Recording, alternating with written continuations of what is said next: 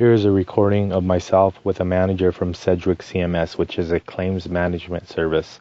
I was in an accident at the beginning of this year, 2014, which has left me unable to work, and I have several diagnoses which I'm still battling to this day. I spoke with the manager about a month prior to this recording. I was trying several times to reach her. I was unable to reach her. Finally, I was able to get her direct phone number, and in this conversation, please note that I told her I would call their doctor. She said it was okay. The reason I was calling their doctor was for an explanation. Please listen to the recording. You're a very hard person to get a hold of. Oh, okay. Well, my name is. I talked to you on June 19th, and you were supposed to call me next day, and I never got a call from you. Yeah, I understand. I've gotten your voicemail messages. Okay. Can you tell me a little bit of what you found and what's going on? Yeah. So specifically, I know that in relation to your claim, you have originally your claim was denied, and then it was approved. Or sorry, it was appealed, and the appeal was also upheld.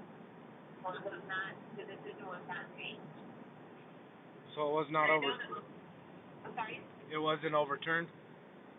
It was not overturned, correct. Okay. So as far as any process any further, there is no process. It's just denied, correct? Right, because you have one opportunity to appeal your claim, which you did.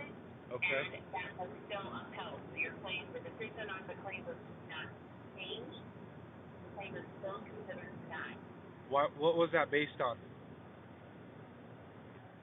The appeal decision? Correct. That was based off of the information that you provided to the appeal specialist. Correct. I provided some information too. I'm gonna actually be getting a hold of Doctor. I already got a letter from Doctor saying that they did not receive any calls from doctors, and I will be calling Doctor also. And I guess this is the final time we'll be talking because I've already hired an attorney, and I will be filing a lawsuit. Okay, and that's fine. I mean, you have that right to do that. And I know that you said that in your voicemail message, so I mean that's fine. Yeah. No, and I know, and I know you understand. I mean, it doesn't come out of your pocket, so I mean, it's no big deal to you. So. That's not what I'm saying. I'm just looking at the information, and the claim was handled appropriately. So it's your choice to seek legal counsel. That's fine. That's fine. Okay. All right. You'll be hearing from my lawyer. Okay, that would be fine. Thank you. In that recording, you hear me talking to the manager, telling her I was going to call their doctor. She said okay. In this next recording, you'll hear my conversation with the doctor from Sedgwick CMS, the one that makes the decisions. You clearly hear her say that she may have had the wrong file and that she would gladly call my doctors to reopen my case.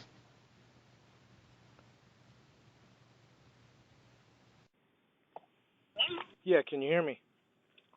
Oh, yes.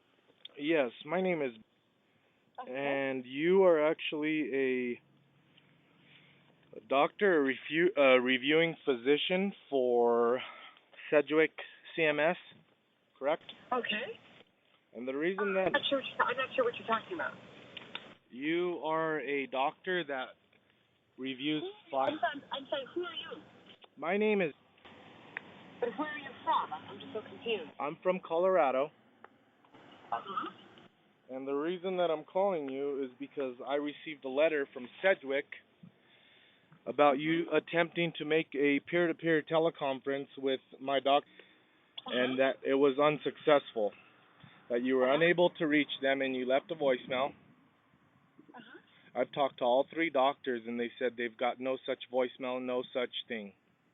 I just wanted to get your side. I called them more than once, but if they want to talk to me at any time, I'll leave my number in Sedgwick's, and they can call me back, because I'd still be happy to talk to them. never a problem.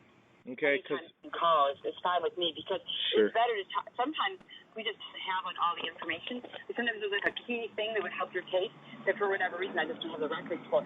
So if you can get me in contact with them, talking to them would always be a benefit. No, I'm always happy to talk to them. Okay, awesome. It would help. I'm sure it would help you. Okay, Your case is fine. definitely. So, doctor, what I'll do is I'll have my doctors give you a call. And if you're unavailable, I'll have them leave you a voicemail. That way we can kind of get things squared away because I've been diagnosed. I'm out of town next week. Okay. I'll be back the following Monday. So I'll just be gone all of next week for vacation and after that. Okay. But otherwise they could find somebody else maybe for them to talk to. But I'm just gone that 1 week. Okay. Because I have been diagnosed by Dr. which is one of the leading neurologists for this in the U.S. for thoracic outlet syndrome and pec minor syndrome on both the left and right side. I've lost total use of my right side, so. I must have not had the right records. That's no problem. I'll still be in town tomorrow if they call. Okay, great. Thank you, and I'm sorry about all this. Thank you. Yep. Thank you so much.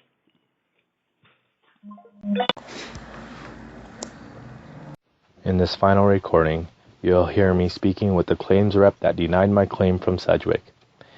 She calls me to tell me that it is unacceptable for me to call their doctor and that it is against their policy, which in the first recording you heard the manager say that it was okay. Clearly, that is a contradiction. This company does not follow their own policy and procedure. There needs to be justice. Please listen to this final recording. Yeah, this is him. Hi, sir. This is Sedgwick Claims in the Sales Department. How are you? I mean, that's just getting worse, but I'm assuming you got my voicemail. I'm sorry? I'm assuming you got my voicemail? I didn't actually listen to your voicemail as of yet, but the reason I was calling was because the doctor that reviewed your file reached out to us and indicated that you tried to contact them? Yeah. Okay. Unfortunately, that is not allowed, that you could contact the doctor that reviewed your case. According to who's it not allowed by the law or you or I don't understand. Company's policy. The claimant is not allowed to contact our treatment provider that reviewed your file. Okay, because I talked to Doctor and she kind of told me that she was gonna reopen the case. I'm not sure about that. Yeah. Okay, because actually, so here's what happened. So I called Doctor. I got her phone number and I called her. And I explained to her what was going on, and she was really nice, really sympathetic, and understood my situation. And she actually called my doctor, and told Dr. that she was going to contact Sedgwick to reopen my case. And actually what I did was I contacted my attorney for my personal injury case, and he's going to facilitate a conference call between Doctor, and that will be recorded. So if that's the case, if that's your company's policy, I already talked to filing a lawsuit.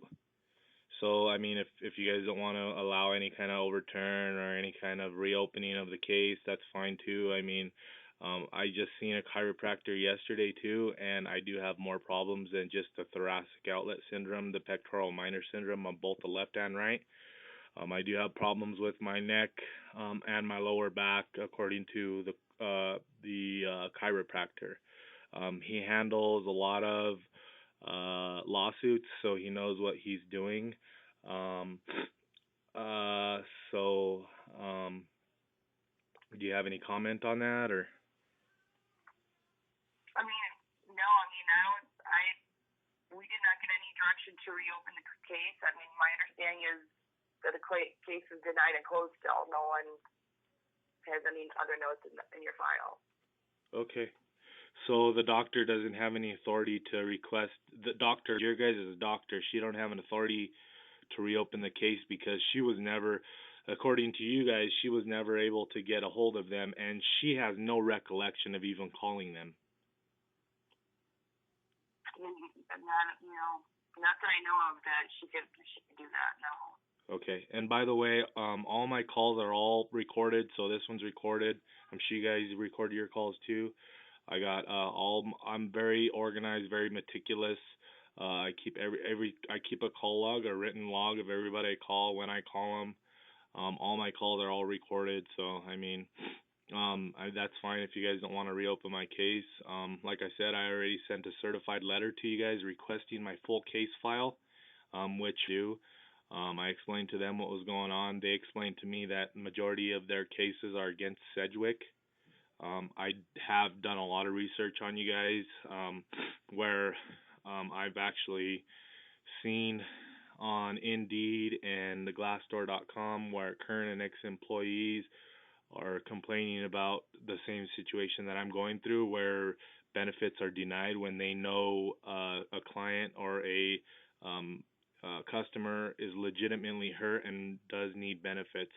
I mean, this is going on week 26, and I have not gotten paid. Luckily, I had some savings, and this has definitely put a hurt on my family, emotionally, mentally, myself. It's caused me severe anxiety.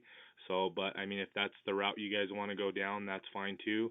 I've already talked to a voicemail. I've also talked to your VP. I've also talked to which is the VP of Workman's Comp. So I'm a very intelligent individual, although I'm still having problems from my concussion. I am an intelligent individual. The next person I will be reaching out to is. Okay, sir. I'll make sure I document this in your file.